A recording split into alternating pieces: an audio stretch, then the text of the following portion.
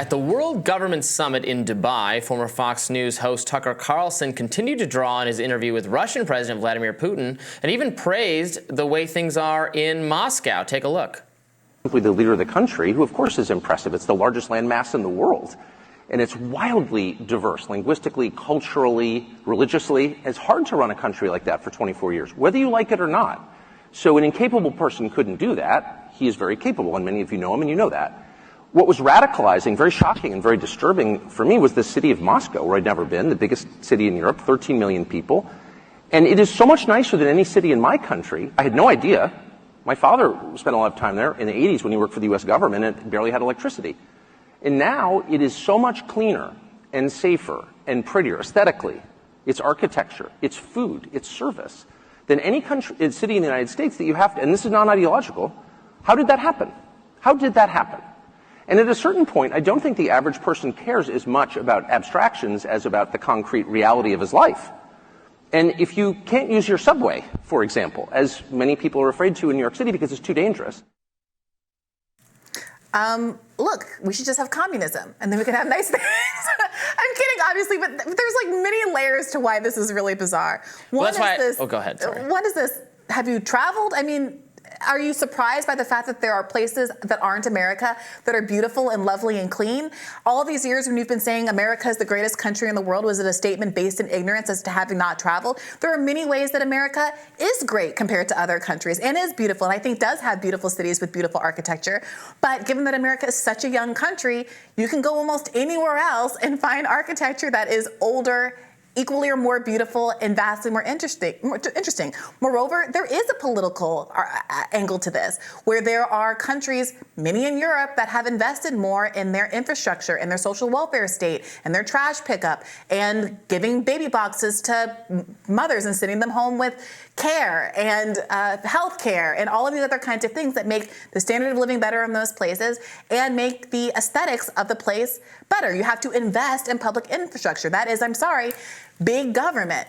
And the last aspect of this is the kind of, I don't know, I guess the naivete that I keep coming back to. Is he really that surprised that he could go someplace else in the world and see clean streets? Oh no, the other point I wanted to make was there is a kind of, and Liz Wolfe I actually saw making this point on Twitter, that some countries you go to that are clean in a way that kind of defies our expectations in America, like how could you prevent someone from ever throwing gum on the ground? Or, well, you do that through authoritarianism. Right. And is what you're saying then that you want to have Singapore-level punishments, right, as someone who, again, says they're about freedom and you don't want people to be walking around like automatons, is the trade-off that you're willing to make for a city that doesn't have a single plastic cup on the ground, gulags that you're thrown right into if you transgress.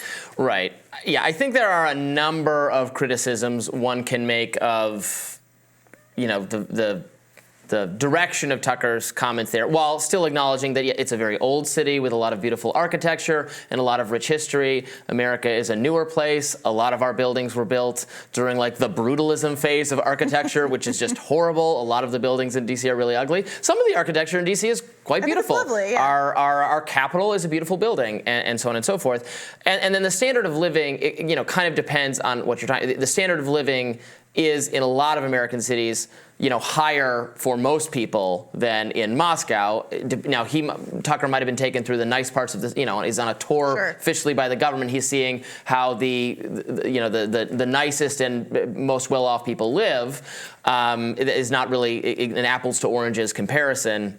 And then the point about, you know, needing, right, they can use authoritarianism there to keep everything very clean in a way that we cannot. I mean, look, I was struck by this too when I traveled to Italy in the fall on a just vacation, and I was in Rome, and you know, some of the city isn't as nice and has a lot of graffiti, but the metro system was extremely clean, was much cleaner than what I'm accustomed to here in D.C. and significantly more clean than what I'm accustomed to in New York. And that was broadly true of the places I traveled to in the country, not all of them. Naples has seen better days, but so I was similarly having that view. Of course, there's more economic opportunity here, and it's a younger country, and people want to live here, and it's it's not always fair comparisons. But I see where he was going at, but I think you can take this thinking too far and say that we should have Singapore-style policies, which no one in America would be willing to put up with. Also, I will say there are cultural ways to get people to invest in your city. I don't think Japan is clean because of authoritarianism. I think Japanese school children are asked, they clean their own schools, they bust their own trays, they clean their own dishes, they get mops and brushes and clean their own classrooms. And you can instill those kinds of values if you want to in a community to take care of a community as a shared good. But when I start saying things like shared goods and commons and public works, we're getting into a zone of politics that I think that maybe Tucker isn't so comfortable with.